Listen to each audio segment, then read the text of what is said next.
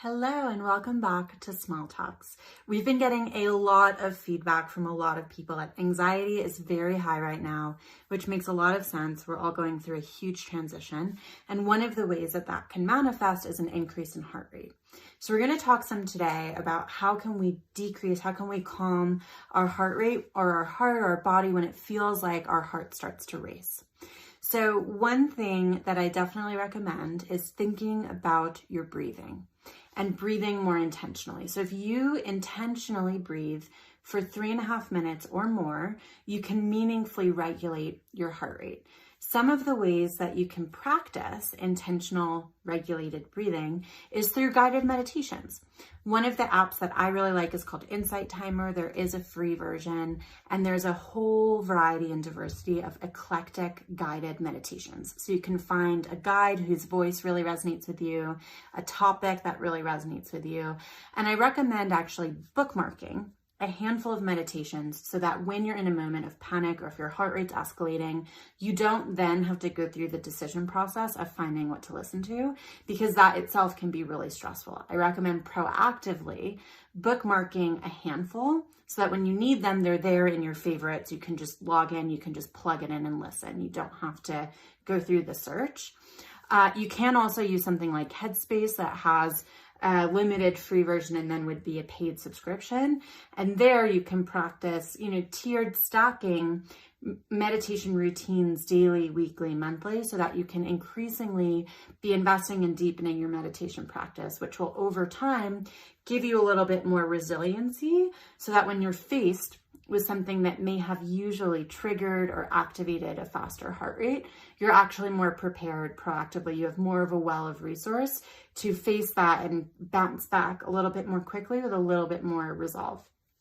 So I do recommend specifically guided meditations. And the reason for that is if you're feeling a little panicked or a little dysregulated, you can just listen and just do what they're telling you to do. There's a little bit less pressure on you regulating your breathing on your own. That said, if you want to have no sound and want to regulate on your own, you can do simple counting exercises. So you can inhale for 4, hold for 8, and exhale for 12 seconds. 4, 8, 12 can be really helpful in regulating your heart rate. You can also do a box breathing exercise. So you can inhale for 4, hold for 4, exhale for 4, hold for 4 seconds. 4, 4, 4, 4, 4 seconds each. Like a square, you can literally trace something in the shape of a square with your finger.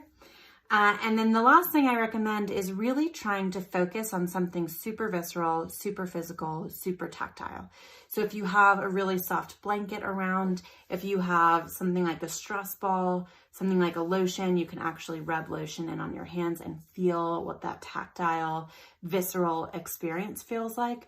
You can hold an ice cube or hold a hot cup of tea and experiment a little bit with just really deeply noticing what that temperature change feels like. And all of those things can bring down your heart rate, can regulate feelings of panic, feelings of overwhelm, and bring you to more of a grounded, calm center. I hope that these tips and tools have been helpful for you today. If there's anything that helps you regularly that I didn't mention, please comment it here. You never know who you're going to help. And please feel free to share these tools and resources in the start of a conversation with people in your life who you think might benefit from this small talk today. As always, keep your eyes peeled for the question bubbles in our stories and input any questions that are top of mind for you so that we can continue to share tools and resources answering the questions that are most top of mind in 5 minutes or less.